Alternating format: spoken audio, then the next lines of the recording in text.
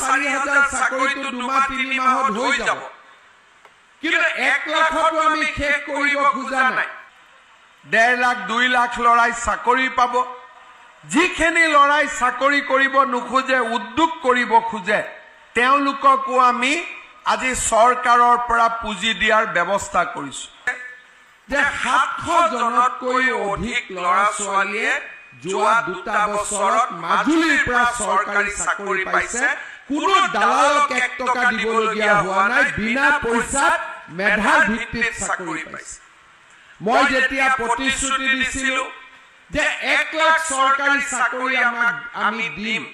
মোক দলৰ ভিতৰতো বহুতে কৈছিল যে এনেকুৱা প্ৰতিশ্ৰুতি কিয় দিব লাগে পিছত গৈ দলটো বিপদত পৰিব কিন্তু মোৰ মনত বিশ্বাস আছিল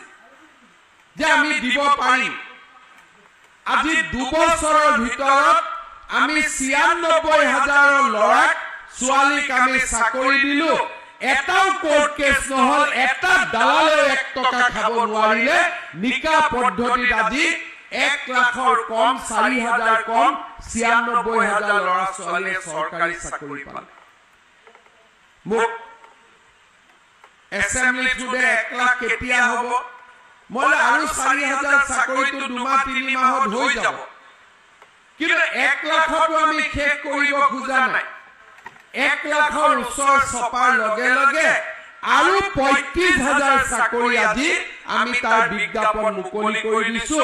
আমাৰ যুৱক যুৱতীসকলৰ আশা যাতে ভংগ নহয় তেওঁলোকে যাতে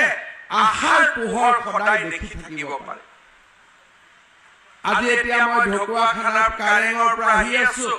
মোক ল'ৰা ছোৱালীবিলাকে সুধি আছে দাদা পুলিচৰ এডমিট কাৰ্ড কেতিয়া আহিব মই কৈছো জুলাই মাহত আহিব চিন্তা কৰিব নালাগে তাৰমানে মানুহৰ মনত এটা অভূতপূৰ্ব পৰিৱেশৰ সৃষ্টি হ'ল মানুহৰ মনত আশাৰ সঞ্চাৰ হ'ল নিৰ্বাচনৰ আগতে আমি অৰুণোদয় আঁচনি আৰম্ভ কৰিছিলো মানুহে কৈছিলে ইলেকশ্যন আছে ইলেকশ্যনৰ পিছত বন্ধ হৈ যাব ইলেকশ্যনৰ আগত 15-16 লাখ মানুহে অৰুণোদয় পাইছিল আজি অৰুণোদয় পোৱা পৰিয়ালৰ সংখ্যা 30 লাখ হ'ল 830 টকা 1250 টকা হ'ল গছডাল উঘালি কোনেও নেপেলালে বৰঞ্চ ইলেকশ্যনৰ আগত ৰোৱা গছডাল এতিয়া বটবৃক্ষত পৰিণত হ'ল তাৰ সাত 30 লাখ মানুহে আজি কৰবাত নহয় কৰবাত কিবা এটা আৰ্থিক সহায় পাইছে আজি আমি আৰু নতুন নতুন কাম কৰিব খুজিছো ভুৱন পেগু ডাঙৰীয়াই কৈছে যে মুখ্যমন্ত্ৰীৰ আত্মনিৰ্ভৰশীল অসম 1.5 লাখ 2 লাখ লৰাই চাকৰি পাব যিখিনি লৰাই চাকৰি কৰিব নোখোজে উদ্যোগ কৰিব খোজে তেওঁলোককো আমি আজি চৰকাৰৰ পৰা পুঁজি দিয়াৰ ব্যৱস্থা কৰিছো অহা সপ্তাহৰ পৰা মাজুলীটো ইন্টাৰভিউ আৰম্ভ হ'ব আমাৰ যিখিনি লৰা ছোৱালীয়ে চাকৰি পোৱা নাই তেওঁলোকে চৰকাৰৰ পৰা ব্যৱসায় উদ্যোগ প্ৰতিষ্ঠা কৰাৰ কাৰণে পুঁজি পাব এতিয়া মই